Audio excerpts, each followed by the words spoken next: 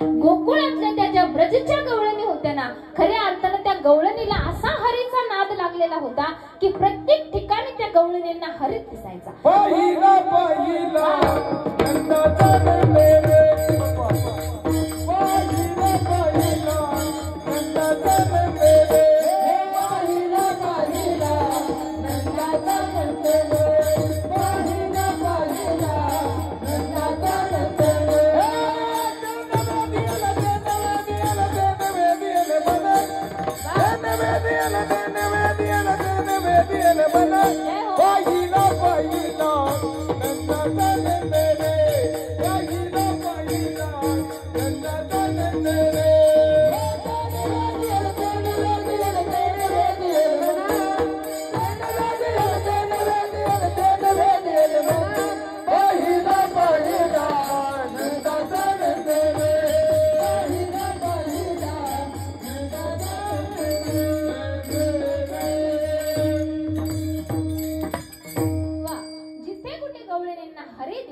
पाहिला पाहिला नंदाचा नंदना, कारण तो नंदाचा नंदन ज्याला दिसला त्याचे डोळे सुखावले जायचे. एवढ्या आनंदी गोपिका होत्या, एवढं नाद गोविंदाचा त्यांच्या मनाला लागलेला होता. जसं सांगितलं तुकोबरायांनी, लावी मना पिसे गोविंदाचे, की असं मनाला वेड लागलेलं होतं त्यांच्या की त्या गवळणी अगदी वेड्या झालेल्या होत्या.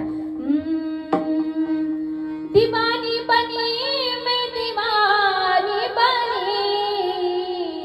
दीवानी बनी मैं दीवानी बनी, मुरली के नाते दीवानी बनी, मुरली के नाते दीवानी बनी, मुरली के नाते दीवानी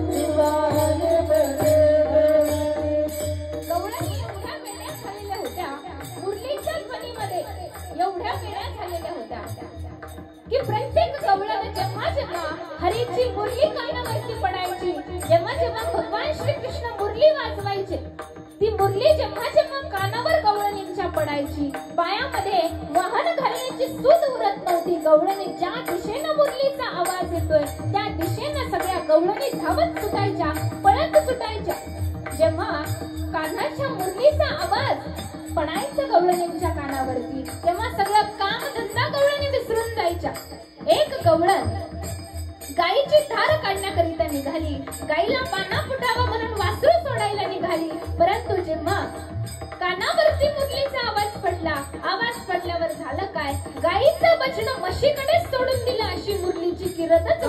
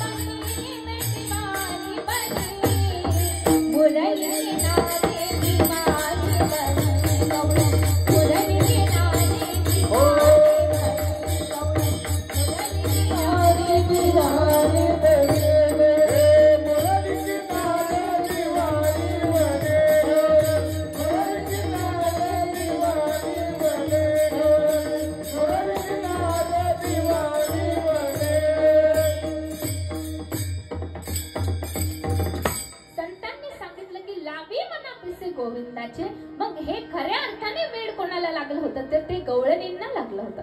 मग सांगितलं की तुम्हालाही असं वेड लावावं लागेल तेव्हा कुठेतरी जाऊन सुख तुमच्या वाटेला येणार आहे.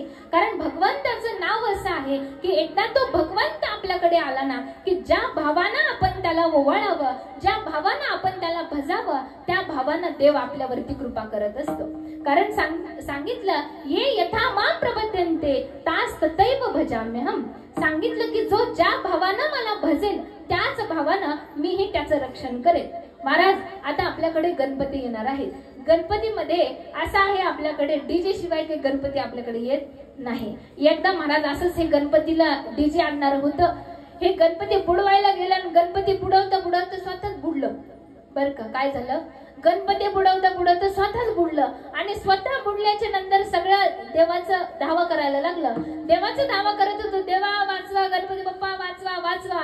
देवही प्रकट झाला आणि बाजूला डीजेवर देवही नाचतच बसला.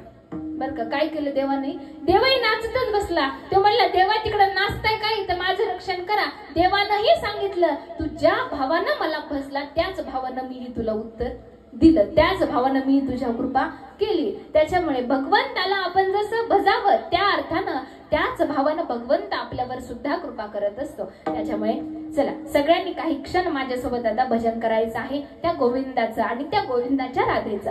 सगळ्यांनी छान टाळी वाजवत